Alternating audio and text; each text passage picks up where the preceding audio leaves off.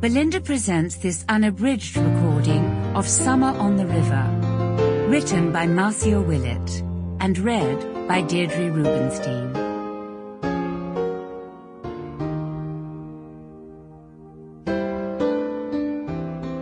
The dedication reads, To Miriam.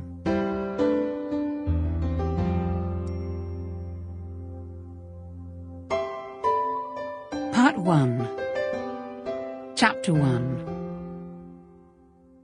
The Loganberries are nearly over. As she picks the soft crimson fruit, sun-warmed and so easily crushed between her stained fingers, Evie can hear the warning tick-tick-tick of the blackbird, half hidden in the ivy on the wall. She glances up at him, just able to spy a flicker of black wing and a flash of golden beak. "I know you're there," she says. "You've been helping yourself, haven't you?"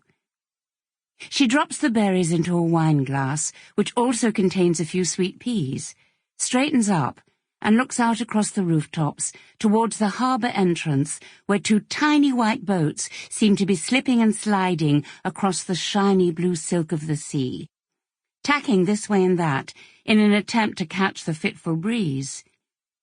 The steep garden that rises up behind the old merchant's house is built in a series of terraces, surrounded by high stone walls, warm and sheltered from strong winds.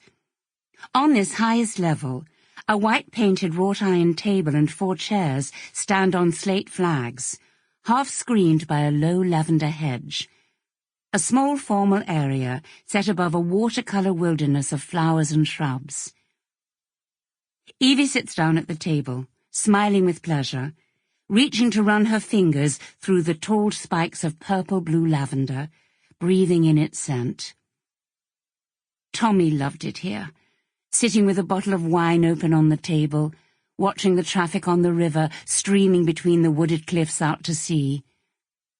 Privately, between themselves, she called him Tommy.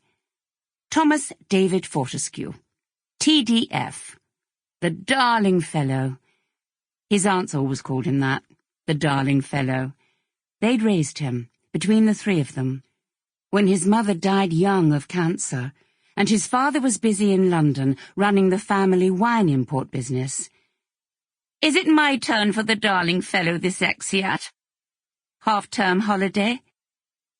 As time passed, 2 of the aunts, one a widow, the other unmarried, moved into the merchant's house, so that the darling fellow's life should be as undisturbed as possible, and he grew up as his nature dictated, calm, optimistic, generous. His peers called him TDF, though some, remembering with fondness the aunts and happy school holidays in Dartmouth, still referred to him as the darling fellow.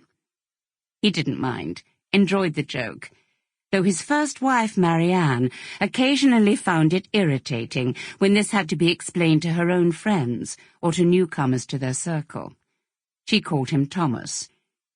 Marianne always preferred London to Dartmouth, though it was convenient to be able to invite friends down to the merchant's house for a weekend party, for regatta, very occasionally for Christmas.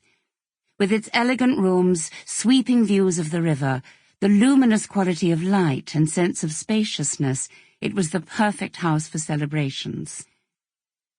As their son, Charlie, was growing up, Marianne became busier than ever, organising his social life, entertaining his friends.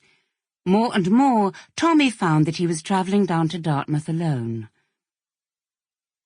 Sitting at the table on the terrace on this late August evening, Evie thinks of him.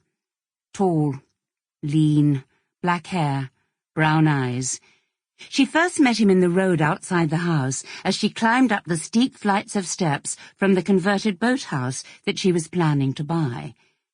She reached the pavement, paused to catch her breath, and saw him, coming out of the elegant townhouse opposite. He dropped his keys into his pocket, turned round, saw her standing there, and smiled at her. Nearly 20... Sample complete. Ready to continue?